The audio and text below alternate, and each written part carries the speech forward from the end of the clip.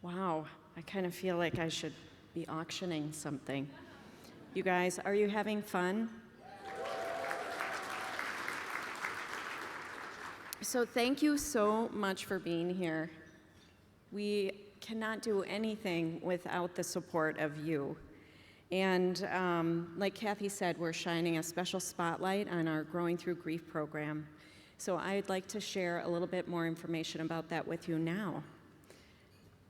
Katie McCourtney's father died when she was just a teenager, and the trauma and the grief that she felt was something she was not equipped to handle. Sadly, she died at the age of 29. To work through their own grief, Katie's family collaborated with Park Nicollet Foundation. And today, the Growing Through Grief program honors her memory and carries on her life legacy.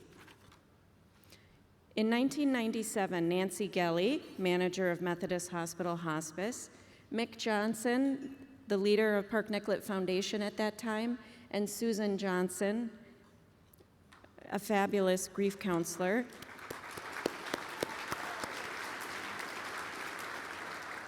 were the masterminds behind our very first Growing Through Grief program.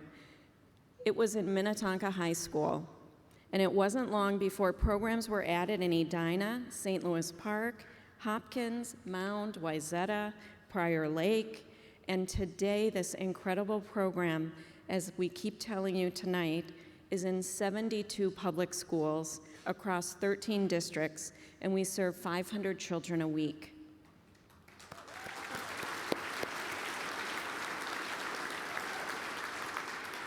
Our team is constantly called on to counsel and support young people who've lost a parent, a sibling, a classmate, or a friend.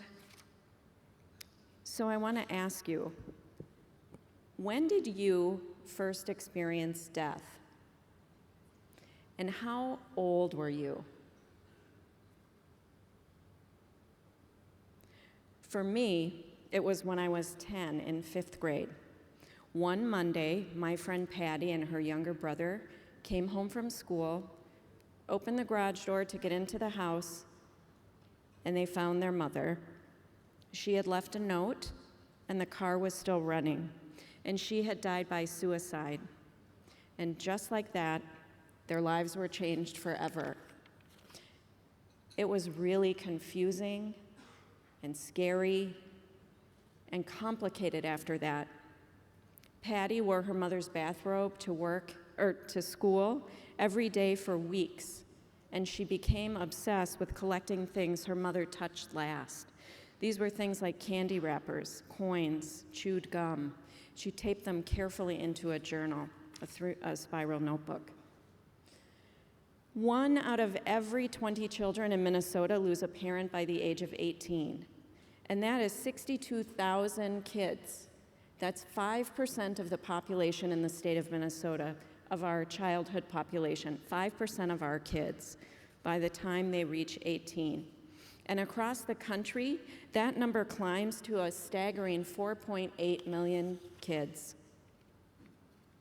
In our program, most of the children have lost their parent, and every single one of these deaths results in intense grief. 8% of our kids are grieving someone who was murdered, 10% are grieving someone who died by suicide, and 63% are grieving someone who died from an illness or disease. And so if we as adults find it difficult to handle, it is no wonder how overwhelming it can be for a child. And without appropriate support, grief and stress can derail a child's development, leaving lifelong negative impact. So we have the answer. Growing Through Grief program is the answer. Our 6 grief counselors work in partnerships with every school. They immediately respond and support children like Simone. Simone was 8 years old and the only one home when her mother was stung by a bee and died from an allergic reaction. Shortly after, the family lost their home because Simone's mother was the primary breadwinner. Simone stayed in our program for 10 years, elementary, middle, high school. She graduated last spring, and now she is at Normandale Community College. We help kids like AJ.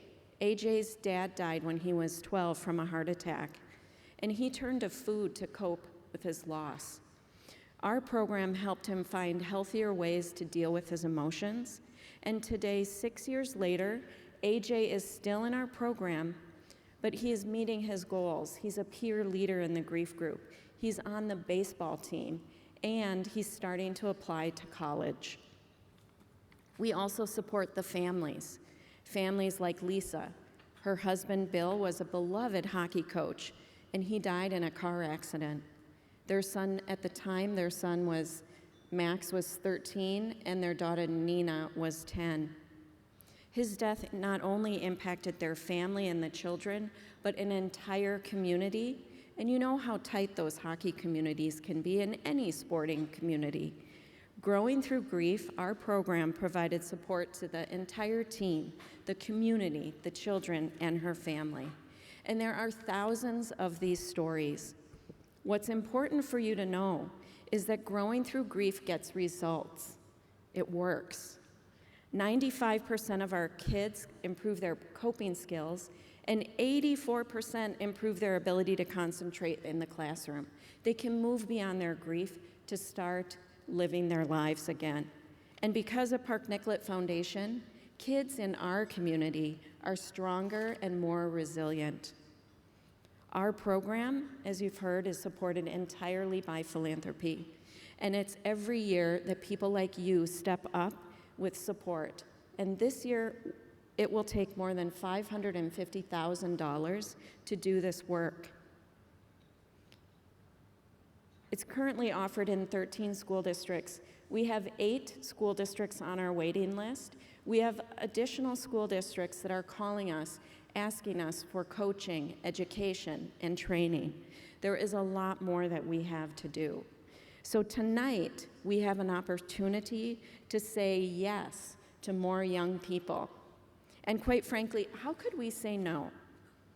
So on behalf of Park Nicollet Foundation, our schools, and the thousands of grieving children we serve and you support, thank you for being here.